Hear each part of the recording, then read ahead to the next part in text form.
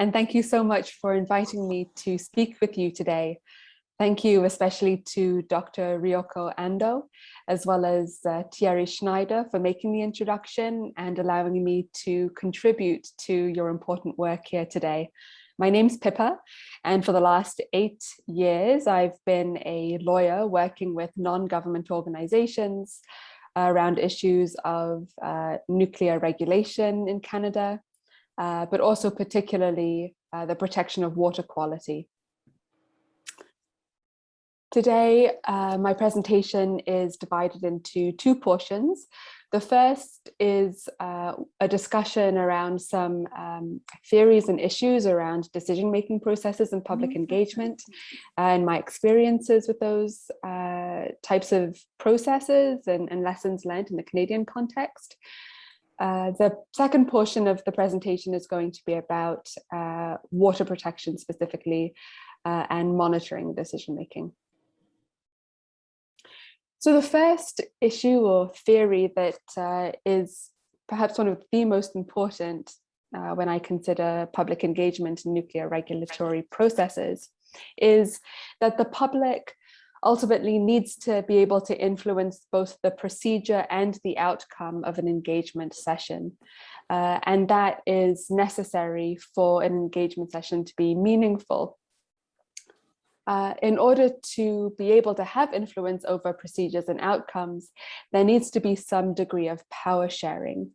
And here in this slide, I've included frameworks provided by Sherry Feinstein in the 1960s, and more recently by Professor Genevieve Fuji-Johnson, a professor at Simon Fraser University here in Canada.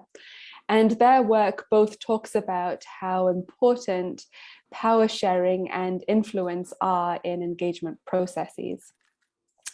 In the Canadian context, this brings to mind the licensing process for nuclear facilities. So if there's a new nuclear project or an existing facility that needs to be licensed or relicensed, the public is invited to participate in that decision-making process. However, the public is invited to provide their feedback relatively late in that process.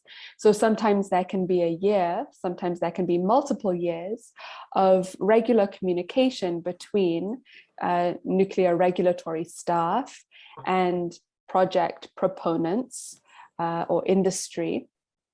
And over that time, they can sort of resolve issues or address issues in a way where by the time it's brought for the public and public feedback, both the regulator and the proponent are already invested in what they've put forward. And there isn't a lot of opportunity for them to move or reflect public concerns. Also, by that time, if most of the process has already happened by the time the public are invited, there isn't a lot, or sometimes there's no opportunity for the public to impact the procedure. So licensing is one example of how there's a lack of power sharing in that process, and by extension, the process is less meaningful for members of the public who want to be involved. When I was thinking about this Canadian example, it brought to mind the current engagement process for the decision about releasing ALPS treated water into the Pacific Ocean.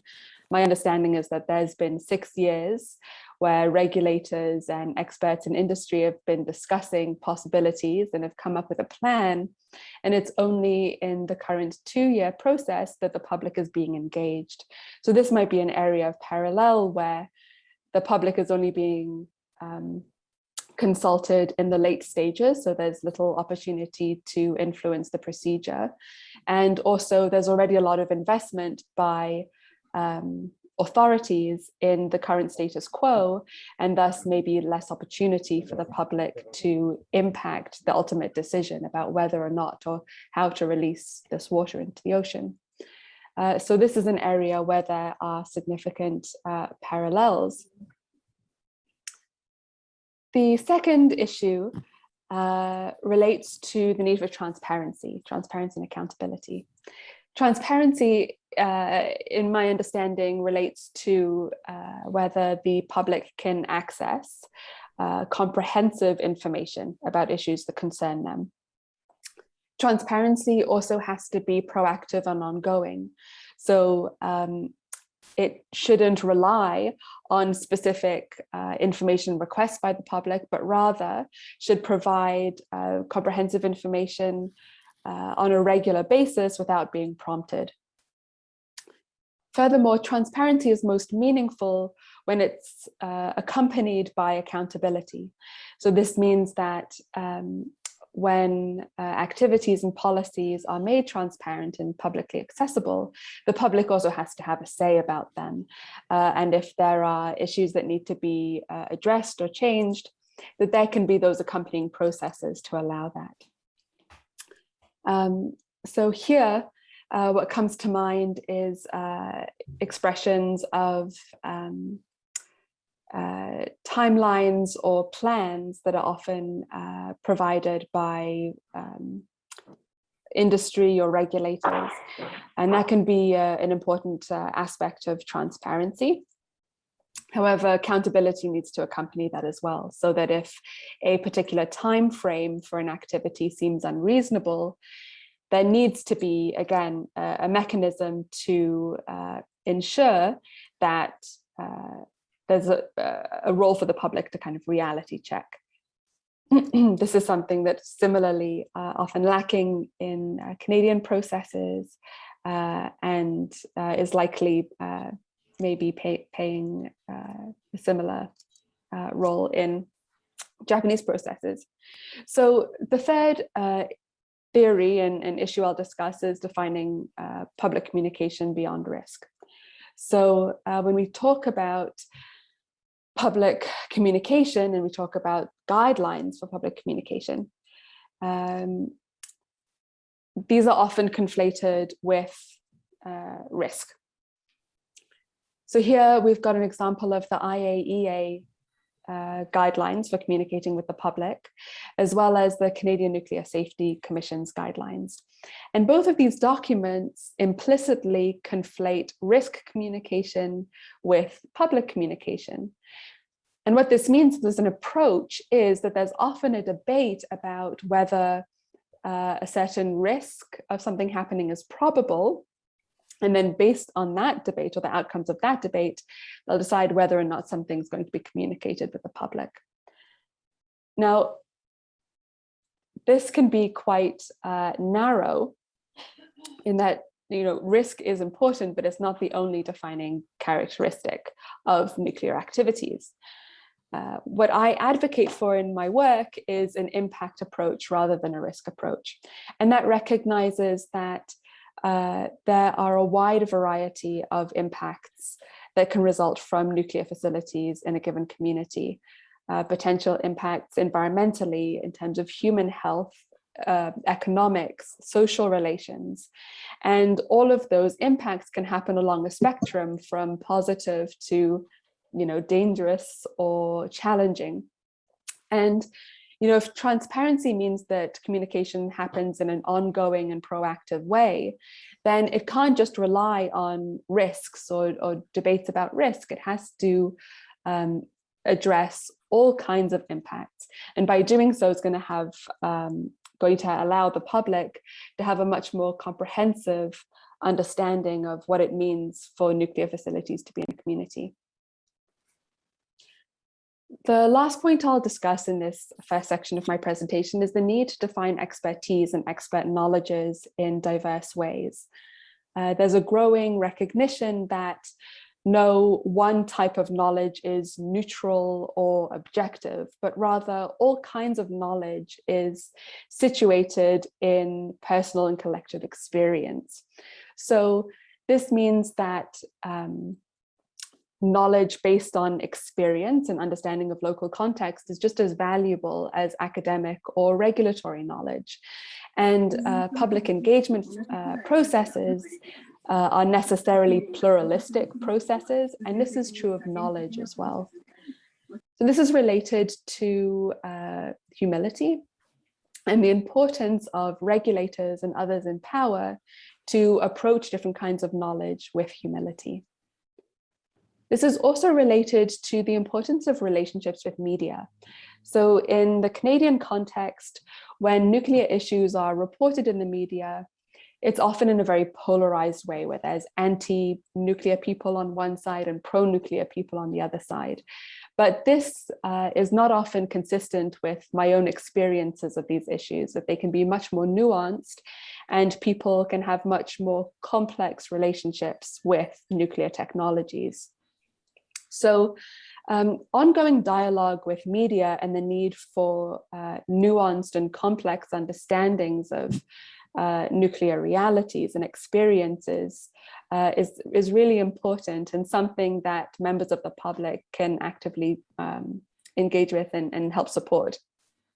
Finally, and again related to this idea of polarization, criticism of nuclear policies and plans can be collaborative, and it can also be adversarial. And regardless of which form it takes, it can have value. So there's a Canadian case study that comes to mind of a previous president of the Canadian Nuclear Safety Commission a number of years ago, spoke very publicly about how supposed anti-nuclear activists were using junk science to support fear-mongering. And by doing so, he sort of dismissed a lot of the concerns that people had who might have been more critical about the way that nuclear regulation was unfolding. And those organizations, regardless of whether they believed in nuclear energy or not, had a lot of very important and useful insights to share to improve regulation in the moment. And because they were tarred with that brush, the contributions that they could make weren't permitted or didn't become as influential as they could have been. So for me, that's an example of how more nuanced conversation and a move away from polarity can really be beneficial when we're thinking about environmental protection or water protection and just public engagement more generally. So applying some of these lessons specifically to water protection and advocacy, I'll move to that in the second portion of my presentation. So one really important way to ensure that water is protected is through very robust monitoring of water quality. And the parameters for water monitoring, I argue, should be determined collaboratively with public engagement. And this can address a number of issues. All of the ones that I'll talk about, or maybe only a few. It depends on what's most important to the local community. But one area that I often talk about and advocate around is the geographical boundaries and monitoring locations. So this can relate to whether monitoring should happen on site or off site, and how far away from a facility it should happen. Also, monitoring locations should take into account local uses of water or species that are particularly important, and the strength or the fragility of ecosystems that are local. And all of that should be subject to negotiation when designing a monitoring plan. Also, the types of contaminant. So, for example, there are certain facilities in Canada which historically have only tested for some of the contaminants that are present on site. And so an area of advocacy that's important is ensuring, if communities want it, that all of the contaminants present on site are sampled for and monitored, both on site and off site. Then testing frequency is another issue that often comes up. Number of nuclear facilities in Canada also will test groundwater and even surface water maybe once a year, maybe once every or every 3 to 10 years. The organizations I work with often request at least seasonal monitoring, so that's at least 4 times a year, to take into account the different seasons and how seasons can impact the spread and concentration of contaminants in groundwater and surface water. Sometimes if contamination is a bigger issue, then we actually request monthly testing, so even more frequent than seasonal, but always more frequently than once a year. And so testing frequency can be an important issue. Sampling method and methodologies can also be important, and I'll discuss that a bit more in the next slide, which is a preference for raw data. And finally, public involvement or oversight in testing. So often when testing is done by an authority or by a facility owner, there can be a historic lack of trust with that testing body. So sometimes something that we advocate for is for members of the public to accompany those who are doing the tests, and also sort of build their capacity to be able to do the testing themselves, or else other forms of oversight and collaboration in the actual testing, in order to, again, increase the capacity of locals to do testing on their own that can complement other types of environmental monitoring, but also just to improve trust relations. So when I mentioned raw data just now, what I'm talking about is the need for public access to data that hasn't been averaged or aggregated. And what we often request is real-time data. So as soon as results come in, they should be posted online and made available to the public, and in machine-readable formats like this Excel spreadsheet as an example. And this is because there's a really important role, at least in Canada, the potential role for independent experts, NGOs, and local residents groups even to actually interpret the raw data themselves and disseminate it.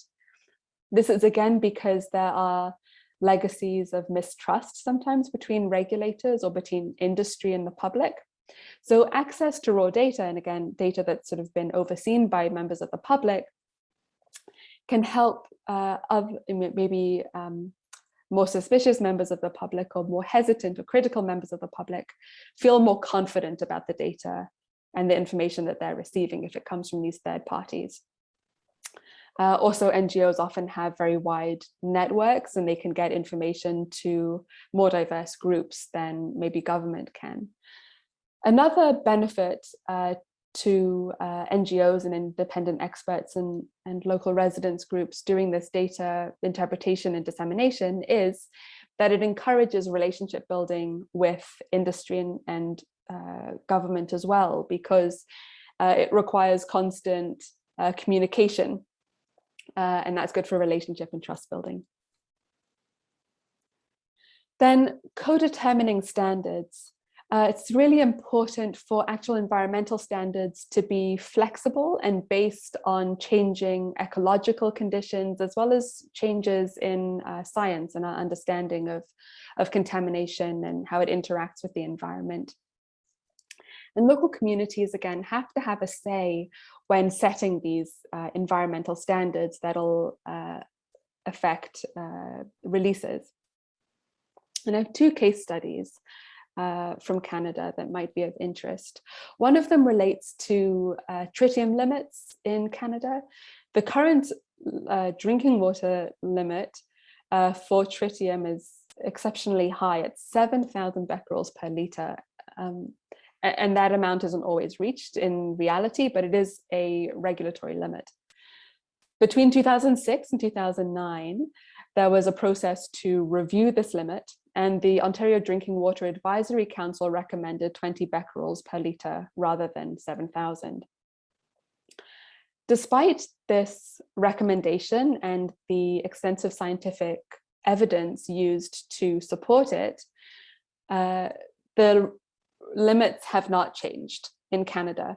And we still have this 7,000 becquerel per litre limit, much higher than the EU limit, which is 100 becquerels per litre, much higher than the Californian goal for drinking water, which is almost 15 becquerels per litre. And so this case study about why limits haven't changed is actually a case study that highlights the power imbalance between nuclear industry and regulators, on the one hand and members of the public on the other. There is plenty of science to support a lower limit, but I think it's really boiling down to a power differential that can explain why the limit has not been lowered over time. The other case study I'd like to share concerns ecological considerations for effluent.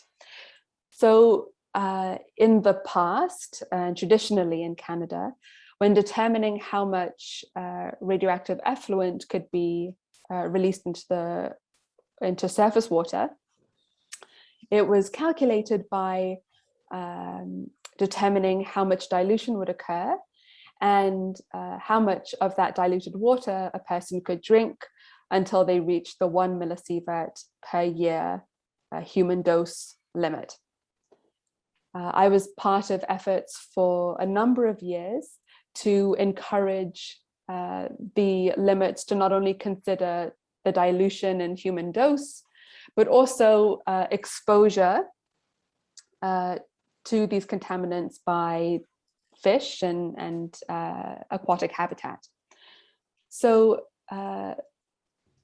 more recently, in the last year or two, a new regulatory document has been released, Reg Doc 292, that considers exposure to aquatic life in addition to human dose when determining calculations for the release of effluent. So this is a result of our advocacy, and it's an important win. And at the same time, the public engagement process for developing this new regulatory document doesn't support much capacity for members of the public to have a say. So although the regulatory limits are better, they can still be improved. And so this is still, again, a source of unequal power imbalances affecting what is possible to achieve regulatory-wise. The final point that I'll make concerns the need for standard setting to be constantly reviewed in light of monitoring results. So there needs to be an ongoing procedure where the environmental standards are measured against the actual impacts that people are seeing in the environment. And if standards need to be lowered, then that is a process that needs to happen again with public engagement, and it needs to be cyclical so that standards are always being reviewed against monitoring results. That comes to the end of my presentation. I think I'm a little bit over time, so my apologies, but please, I look forward to questions or any comments that people might have. And thank you again so much for allowing me to speak to you all today. Thank you.